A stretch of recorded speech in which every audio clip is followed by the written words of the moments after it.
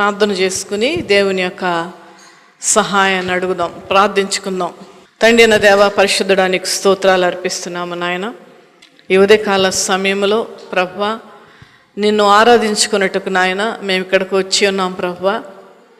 మరి నీ వాక్య ధ్యానములో తండ్రి నా ప్రభువా, పరిశుద్ధాత్మదేవ నీవే సహాయం దయచేయమని ప్రార్థిస్తున్నాను. ఈ వాక్యము ద్వారా మా అందరితో మాట్లాడము, మమ్మలను బలపరచుము నాయన. ప్రభువా నాయన, కృంగినటువంటి వారిని లేవనెత్తే దేవుడవు నీవు గనక నాయన, కృంగి ఉన్న బిడలను తండ్రి ఈ వాక్యము ద్వారా మీరే లేవనెత్తమని పరిశుద్ధాత్మదేవ ఈ యొక్క సమయం నీ చేతులకు అప్పగించుకొనుచు యేసయ్య నామమున అడుగుచున్నాను తండ్రి, ఆమేన్. బాధ కానీ కష్టం కానీ రోగం కానీ ఎవరికైనా లేకుండా ఉంది, అందరూ బాగున్నారా అని ప్రశ్న వేస్తే మనమే కాదు, ప్రపంచంలో ఉన్నటువంటి దేశాలలో ఉన్నటువంటి ప్రజలందరూ నిలబెట్టినా కూడా ఎవరు చెప్పరు అది. ఎందుకనగా మనుష్యులకు బాధలు వస్తాయి, మనుష్యులకు ఇబ్బందులు వస్తాయి, మనుష్యులకు రోగాలు వస్తాయి. కానీ దేవుని నమ్ముకున్నటువంటి వారికి ఉన్నటువంటి ఆధిక్యత ఏంటంటే దేవుడు వారి యొక్క ప్రార్థన ఆలకిస్తాడు. హల్లెలూయా. వారి మొరను ఆలకిస్తాడు. దేవా నీవే నాకు సహాయం చేయనంటే ఆయన సహాయం చేస్తాడు. అడిగితేనే కదండి దేవుడు చేసేది. క్రైస్తవులకి దేవుని నమ్ముకున్నటువంటి బిడ్డలకు ఉన్నటువంటి ఆధిక్యత, గొప్పతనం అదే. నాకు దేవుడు ఉన్నాడు అనేటువంటి ఒక నమ్మకమే మన జీవితాన్నే నడిపిస్తుంది. మన జీవితాన్నే నడిపించేయగలిగినటువంటి ఆ శక్తిమంతుడు ఆయన. ఎందుకనగా ఆయన సృష్టిలో భాగమైనటువంటి సముద్రాన్ని ఆయన శాసించి ఆయన ఇష్ట ప్రకారం నడిపించుకున్నాడు. ఆకాశము, భూమి, నక్షత్రాలు. నిజముగా నేను నిన్న మొన్న ఎక్కువగా నేను ఈ ప్లానెట్ గురించి నేను చూస్తూ ఉన్నాను యూట్యూబ్లో. నేను ప్రతి క్షణము మరి ఆశ్చర్యపోవడమే జరుగుతూ ఉన్నది చూస్తున్నప్పుడు. నిజముగా అవి చూస్తూ నేను అనుకున్నాను, ఎంత శక్తిమంతుడైన దేవుడు అయ్యా నీవు. అంత బరువైనటువంటి ఆ గ్రహాలు ఆ భూమి మీద ఏలాడడం ఏంటండి? అందుకనే కదా భక్తుడు రాశాడు, శూన్యములో ఈ భూమిని, శూన్యములో ఈ భూమిని వేలాడదీసిన నా యేసయ్యా, వేలాడదీసిన నా యేసయ్యా నీకే వందనం. అందరూ స్వరమెత్తి నీకే వందనం, నీకే వందనం, నీకే వందనం. నజరేయుడా నా యేసయ్యా, ఎన్ని యుగాలకైనా ఆరాధ్య దైవము నీవేనని గలమెత్తి నీ కీర్తినే చాటెదా. నజరేయుడా నా యేసయ్యా. అయితే చూడండి దేవుని బిడ్డలారా, ఇంత శక్తిమంతుడైన దేవుడు నాకు ఉన్నాడు అనేటువంటి ఫీలింగ్తోనే మన జీవితాన్ని మనం నడిపించవచ్చు. హల్లెలూయా, హల్లెలూయా.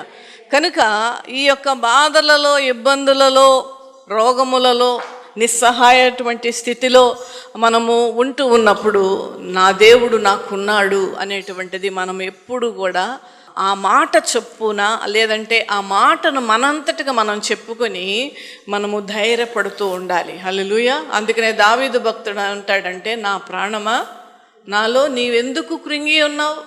ప్రాణముతో మాట్లాడుతున్నాడు భక్తుడు. మన పితరులైనటువంటి వారు చేసినది మనం చూసి మనం నేర్చుకోవాలి. ఎప్పుడో జరిగినటువంటి విషయాలు ఇప్పుడెందుకు చర్చించుకోవాలంటే ఖచ్చితంగా చర్చించుకోవాలి. ఎందుకనగా వాళ్ళను చూసి మనం నేర్చుకోవాలి. దావీదు భక్తుడు అంటూ ఉన్నాడు, నా ప్రాణమా, తన ప్రాణముతో అతను మాట్లాడుతున్నాడు, నా ప్రాణమా నాలో నువ్వెందుకు కృంగి ఉన్నావు, ఎందుకు కృంగి ఉన్నావు, నాలో నీవెందుకు తొందరపడుతున్నావు, కష్టం వచ్చినప్పుడు కానీ, బాధ వచ్చినప్పుడు కానీ, ఇబ్బంది వచ్చినప్పుడు కానీ నువ్వెందుకు బాధపడుతున్నావు అని ప్రాణముతో చెప్పుకుంటున్నాడు. అది ఆ యొక్క ఆత్మీయ స్థితిలోనికి మనం వెళ్ళాలి దేవుని బిడ్డలారా. దేవుడు ఎప్పుడు కూడా తన యొక్క బిడ్డలను వదిలిపెట్టి వెళ్ళే దేవుడు కాదు. చప్పట్లు కూడా దేవుని నామమును మహిమపరచండి. హల్లెలూయా. ఆయన వదిలిపెట్టడు అసలు. హల్లెలూయా. మా యొక్క ఇంటి దగ్గర ఒక కుక్క పిల్లల్ని పెట్టింది. అయితే ఒక రోజు వర్షం వస్తుంది అన్నట్టుకుంటే అది ఏం చేసిందంటే తీసుకుని వచ్చి ఇక్కడ ఒక చెక్కలు, అక్కడ స్థలం వాడు చెక్కలు పెట్టుకున్నారు, దాని కింద స్థలం ఉంది. చూడండి దానికి ఎంత ఆలోచన. అయితే చెక్కల కింద తన పిల్లలకి ఆశ్రయం ఇచ్చింది. ఒక కుక్కకి అంత జ్ఞానం దేవుడు ఇచ్చినప్పుడు తన సృష్టిలో అత్యున్నతమైనటువంటి భాగమైనటువంటి తన బిడ్డలకి దేవుడు కాపాడడా? హల్లెలూయా. కాపాడ్డండి, కాపాడతాడు. కానీ మన భక్తి జీవితము కానీ, మనం దేవుని మీద ఆధారపడేటువంటి విధానము కానీ, దేవునిని ఆశ్రయించేటువంటి పరిస్థితులు కానీ మార్పు చెందాలి. అప్పుడే మనం ధైర్యంగా నిలబడతాం.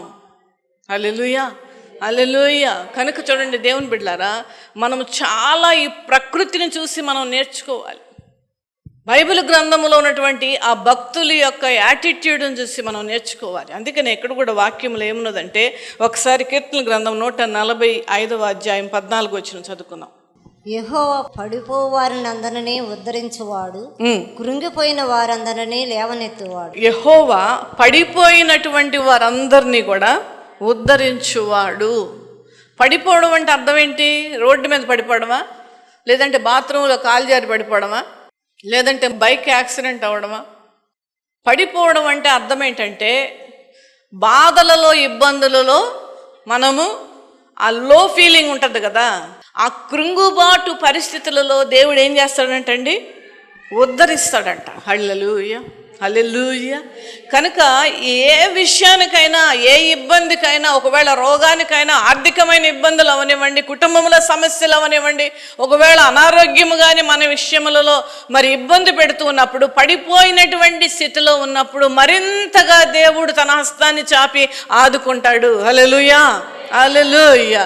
పడిపోవు అందరిని నన్ను ఉద్ధరించువాడు. ఎప్పుడైనా సరే ఈ మాటను మనం జ్ఞాపకం చేసుకోవాలి. ఎప్పుడైనా ఏ విధమైనటువంటి బలహీనత మనకు వచ్చినప్పటికీ కూడా, హల్లెలూయా, పడిపోవు అందరిని ఆయన ఉద్ధరించువాడు, కృంగిన వారిని అందరినీ ఆయన లేవనెత్తువాడు. చూడండి, ఏదైనప్పటికీ మానసికమైనటువంటి కానీ శారీరకమైనటువంటి బాధలు ఉన్నప్పుడు కృంగినటువంటి పరిస్థితిని మనం దాని గుండా వెళుతూ ఉంటాం. కృంగిపోవడం అంటే ఏంటంటే అగైన్ లో ఫీలింగ్, అంటే ఒక రకమైనటువంటి నిర్లిప్తతతో, ఒక రకమైనటువంటి బాధతో, ఎదురుగా అన్ని మంచి ఉన్నప్పటికీ కూడా సరిగ్గా సంతోషముగా అనుభవించలేనటువంటి పరిస్థితులు మనం ఎదుర్కొంటూ ఉంటాం. ఆ కృంగిపోయినటువంటి పరిస్థితిలో మనం ఉంటూ ఉన్నప్పుడు దేవుడు దాటిపోయే దేవుడు కాదు ఆయన. హల్లెలూయా. దేవుడు దాటిపోయే దేవుడు కాదు. కృంగినటువంటి వారిని మరింతగా వారి యొద్దకు వచ్చి వారిని లేవనెత్తేటువంటి దేవుడు. హల్లెలూయా. ఫర్ ఎగ్జాంపుల్, నువ్వు 2 పిల్లల్ని తీసుకుని నువ్వు బజార్ వెళ్తూ ఉన్నావు అనుకోండి. ఒక పిల్ల ఎడం చేతిలో పిల్లో లేకపోతే కుడి చేతిలో ఉన్నటువంటి పిల్ల పడిపోతే నువ్వు ఎవరిని లేపుతావు? పడిపోయిన వారినే లేపుతావు. అదే విధముగా ఎవరైతే కృంగుబాటులో ఉంటారో, ఎవరైతే ఎక్కువగా బాధపడుతుంటారో వారిని దేవుడు లేపుతాడు. హల్లెలూయా, లేవనెత్తుతాడు. ఈ పరిస్థితి చాలా మందికి ఉండదు కదండి. ఈ పరిస్థితి నేను చాలా మందిని చూస్తే అనుకుంటాను, పాపం వీళ్ళకి చెప్పుకోవడానికి ఎవరు లేరు, పాపం చెప్పుకున్న వినేవాళ్ళు ఎవరు లేరు పాపం. నాకైతే నా దేవుడు ఉన్నాడని నేను అనుకుంటూ ఉంటాను. హల్లెలూయా. మీరు కూడా అదే అనుకుంటారు నాకు తెలుసు. హల్లెలూయా, హల్లెలూయా. నాకైతే నా దేవుడు ఉన్నాడు. ఎంత గొప్ప ఫీలింగ్ అండి అది, ఎంత గొప్ప గర్వ కారణం అది. మన అతిశయం ఏదనగా, అందుకనే వాక్యం ఏం చెప్తుందండి, మన అతిశయం ఏమంటే మన ప్రభువే. హల్లెలూయా. ఎందుకు ఆయన నామములు అతిశయం ఉన్నదంటే ఆయన సజీవము కలిగిన దేవుడు, మరి ముఖ్యంగా మనస్సున్నటువంటి దేవుడు ఆయన. హల్లెలూయా. ఆయనకు మనస్సున్నది కనుకనే మన మనస్సులో ఉన్నటువంటి బాధను అర్థము చేసుకొనగలిగినటువంటి శక్తిమంతుడు ఆయన. హల్లెలూయా. ఆయన ఈ లోకములో మానవుడిగా దేవుడిగా జీవించినప్పుడు ఎవరు కన్నీరు విడిచినప్పటికీ కూడా ఆయన చూచి చలించిపోయి వారి యొక్క సమస్యలను తీర్చినట్లుగా మన వాక్యంలో చూస్తూ ఉన్నాం. హల్లెలూయా. అమ్మా, ఎందుకు ఏడ్చుచున్నావు? నిజముగా వాక్యం చదువుతుంటేనే బాధ వచ్చేస్తుంది. నిజముగా ఆమె ఎంత ధన్యురాలండి కదా. అమ్మా, ఎందుకు ఏడ్చుచున్నావు? అలాగే ఒక విధవరాలైనటువంటి ఒక స్త్రీ, ఏకైక కుమారుడు టీనేజ్లో 17-18 సంవత్సరాల కుమారుడు చనిపోయి ఆ యొక్క ఊరు బయటకి ఆ పాడె మీద తీసుకుని వెళుతూ ఉండగా ఆ తల్లి అడగలేదు, యేసు ప్రభులు వారి కార్యం చేస్తారని అసలు ఆమెకి తెలియదు. అయినప్పటికీ కూడా ఆ పాడెను ఆపి ఆయన ఆ యొక్క శవమును ముట్టినప్పుడు ఆ కుమారుడు తిరిగి బ్రతికాడు. హల్లెలూయా. తన తల్లికి ఆ కుమారుని అప్పగించాడు. ఎందుకు? ఆ తల్లి అడగకపోయినా ఎందుకు ఆ కుమారుని తిరిగిచ్చాడంటే ఆమెకు అండలేరు ఎవరు ఈ లోకములో. ఒంటరిగా బ్రతకాలి. ఒక్క కుమారుడు, భర్త చనిపోయాడు, ఒక్క కుమారుడు. ఆ కుమారుడు కూడా యవ్వన ప్రాయంలో చనిపోయాడు. ఎంత బాధ అండి అది. అందుకనే ఒక పాట రాశాడు భక్తుడు, అడగక ముందే అక్కరలు నెరిగి అవసరాలను చప్పట్లు కూడా దేవుని నామాన్ని మహిమపరచండి. హల్లెలూయా, హల్లెలూయా. అడగకపోయినా ఇస్తాడు. హల్లెలూయా. ఎప్పుడు ఇస్తాడో తెలుసా? ఆయనకి ఇష్టమైనటువంటి బిడ్డల యొక్క ప్రయారిటీ. చూడండి, మనం కూడా కొంతమందిని ఇంటికి ఆహ్వానిస్తాం కదా. కొంతమంది వచ్చారని తెలిసిన వచ్చి వెళ్ళిపోయారా అని అంటాం కదండి. కొంతమంది అయితే ఖచ్చితంగా వచ్చి మా దగ్గర భోంచేసి వెళ్ళాల్సిందే అంటాం. ఎందుకు? ప్రయారిటీ. దేవుడు ఆశీర్వాదాలు ఇవ్వాలని ఒక లిస్ట్ పెట్టుకున్నప్పుడు ముందుగా ఎవరైతే ఆయనకి ఇష్టమైనటువంటి కుమార్తె, ఆయనకి ఇష్టమైన కుమారుడు, వారికే ముందుగా ప్రయారిటీ ఇస్తాడు దేవుడు. హల్లెలూయా, హల్లెలూయా. కనుక చూడండి దేవుని బిడ్డలారా, మనం ఇది చేసుకుంటూ వెళ్ళిపోవడమే, అంతే, సింపుల్. నేను ఎప్పుడు చెప్తాను ఏమనంటే, దేవుని ఆశీర్వాదాలు పొందుకోవడం చాలా సింపుల్. దేవునికి ఇష్టమైన బిడ్డలుగా బ్రతికిస్తే చాలు. అది నువ్వు అడగకపోయినా ఇస్తాడు ఆయన. హల్లెలూయా. నువ్వు ప్రార్థన చేయకపోయినా అనుగ్రహించే దేవుడు ఆయన. హల్లెలూయా. ఆయనకు తెలుసు మనకేం కావాలో. అద్భుతమైనటువంటి జ్ఞాని, సర్వోంతర్యామి. ఆయనను ఎవ్వరు కూడా సృష్టించలేదు. ఆయనే స్వయంభావుడుగా ఉన్నటువంటి ఆ గొప్ప శక్తిమంతుడు నీ చిన్న మనసులో ఉన్న మరింత చిన్న సమస్యను ఆయన తెలుసుకోలేడా? అర్థం చేసుకోలేడా? చేసుకొనగలడు. మనమే ఒక్కొక్కసారి దేవుడిని మరి సరైనటువంటి విధానంలో అర్థం చేసుకోవట్లేదేమో అని మరి నేను అనుకుంటూ ఉన్నాను. హల్లెలూయా, హల్లెలూయా. అదే విధముగా ఇంకొక వాక్యాన్ని కూడా మనం ఒక్కసారి చదువుదాం. 38వ దావీదు కీర్తన 6వ వచనం. నేను శ్రమ చేత మిక్కిలి కృంగి ఉన్నాను. ఇది మనం అందరం కూడా ఫేస్ చేసి ఉన్నాం. నేను శ్రమ చేత మిక్కిలి కృంగి ఉన్నాను, దినమెల్లా దుఃఖక్రాంతుడనై సంచరించుచున్నాను. చూడండి, కొన్నిసార్లు ఏదన్నా ఎవరన్నా ఒక మాట అంటే ఆ రోజంతా పీకేస్తూ ఉంటుంది కదా.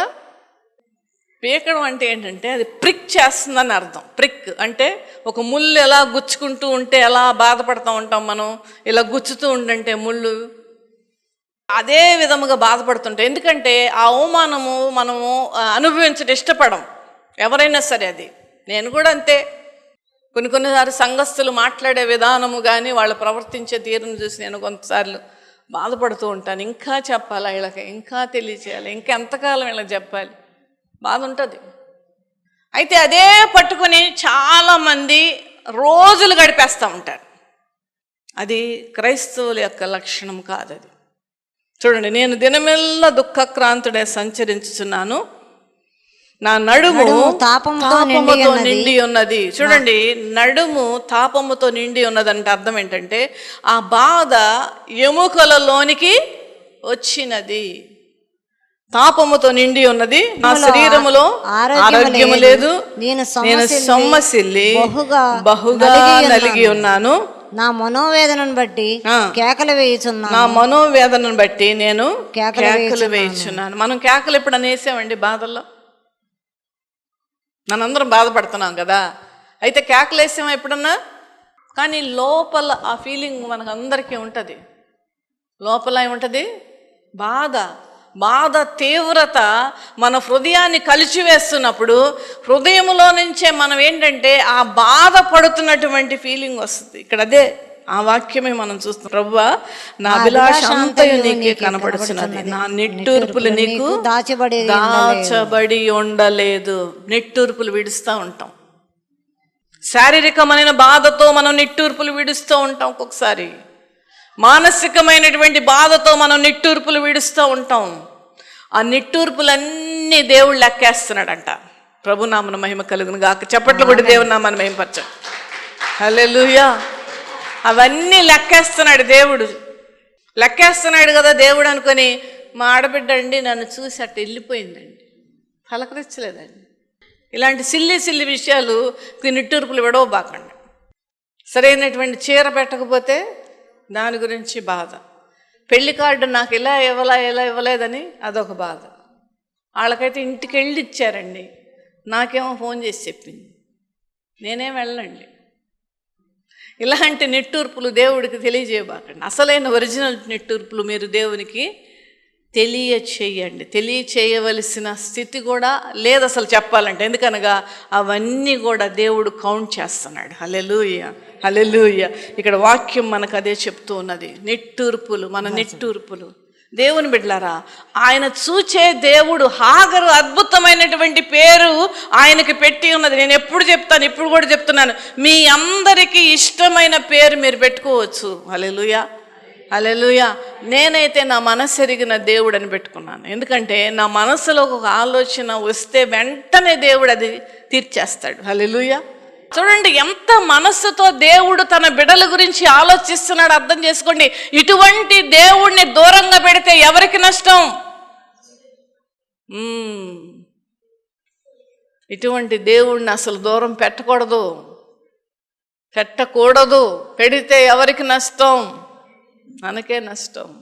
ఇంత చిన్న విషయాన్ని కూడా దేవుడు ఆలోచించి తన బిడ్డల కోరికను నెరవేరుస్తాడు. హల్లెలూయా, హల్లెలూయా. కనుక ఆయన మనస్సున్నటువంటి దేవుడు నేను పేరు పెట్టుకున్నాను. నా మనస్సు ఎరిగిన దేవుడు ఆయన. అలాగే హాగరు ఏమని పెట్టింది? హాగరు ఆ యొక్క దాహముతో చచ్చిపోయేటువంటి స్థితిలోనికి వచ్చింది.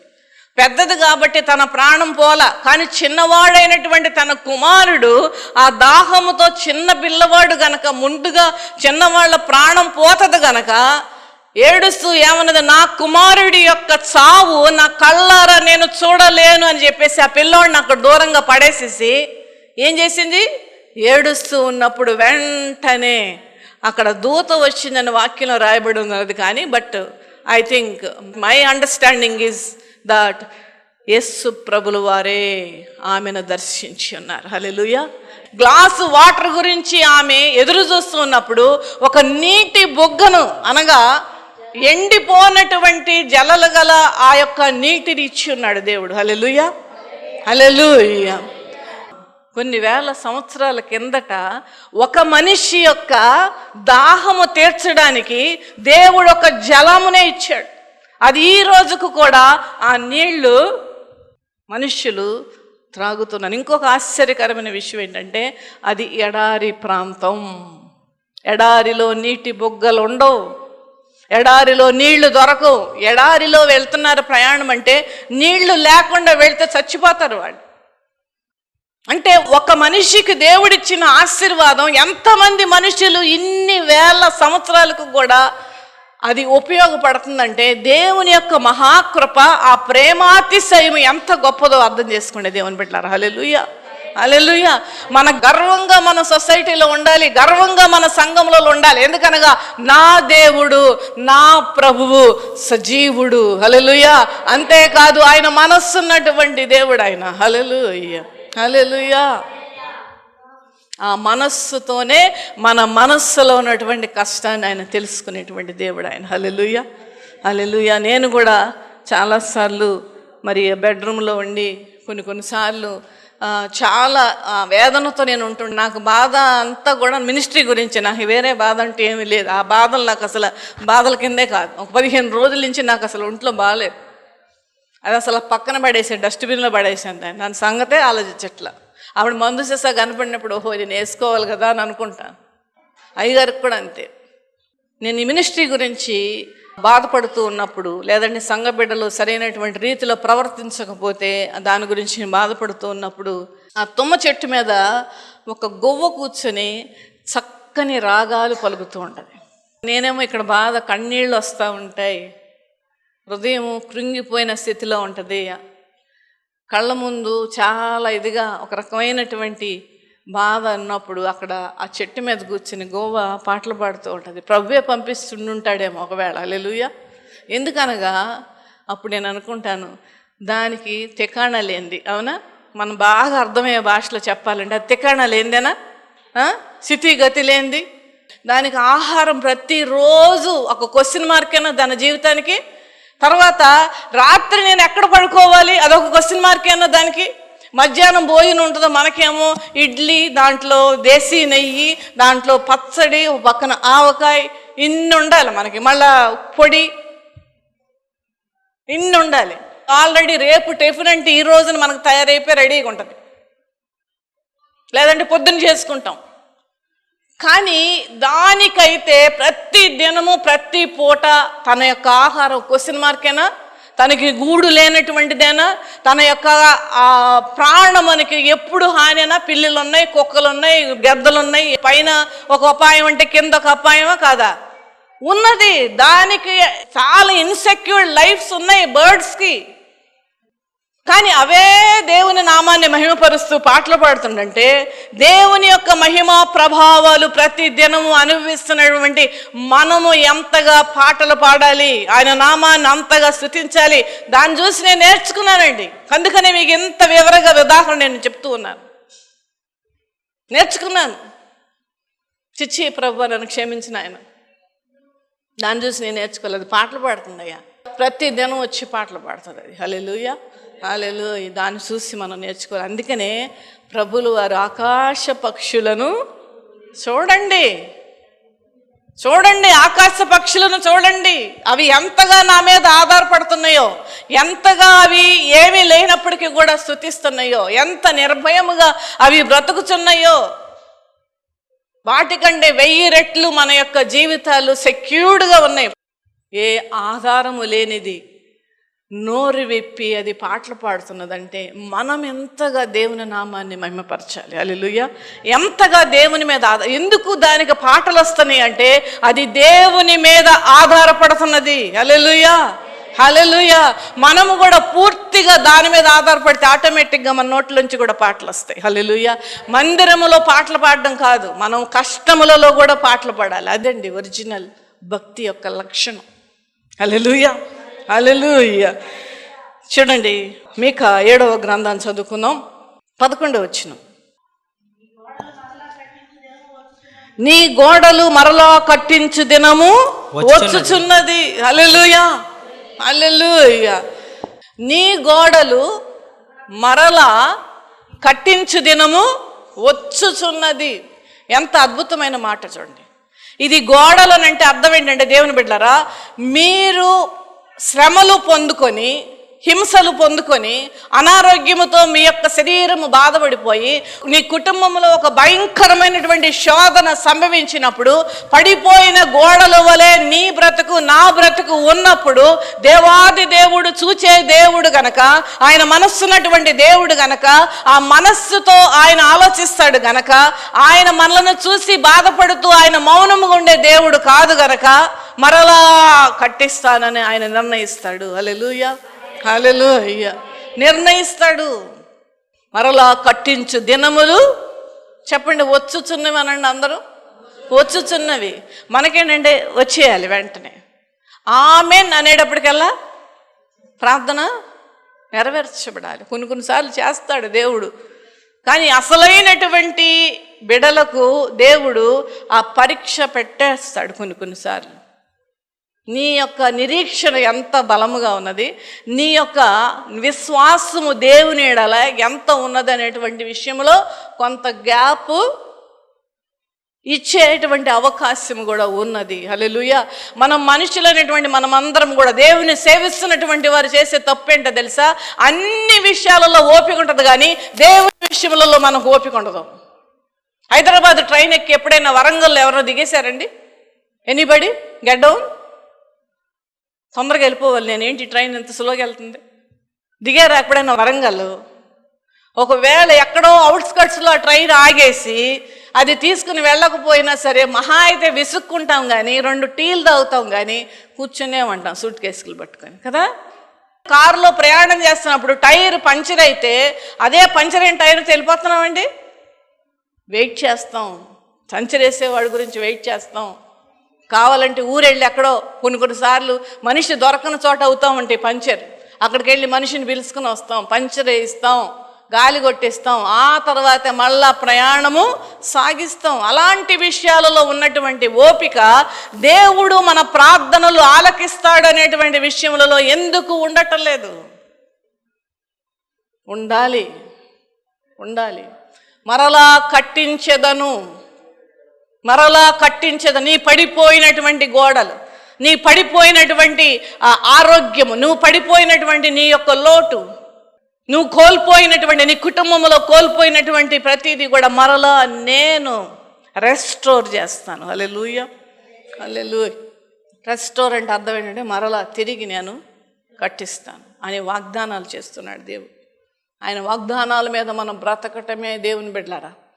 మన వాగ్దానాల మీద బ్రతికితే మనకెంతో ధైర్యం వస్తుంది. హల్లెలూయా.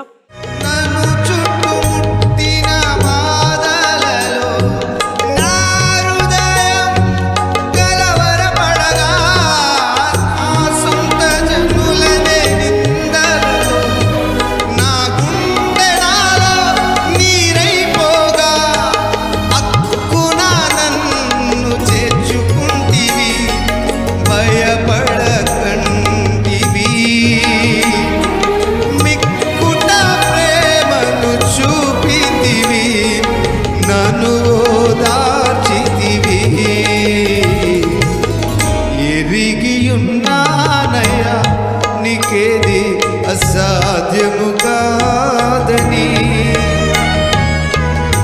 తెలుసుకున్నానయ్యా, నీవెప్పుడు మేలు చేస్తావని. మార్పులేని దేవుడనీవని, మాట ఇచ్చి నెరవేర్చుతావని. మార్పులేని దేవుడనీవని,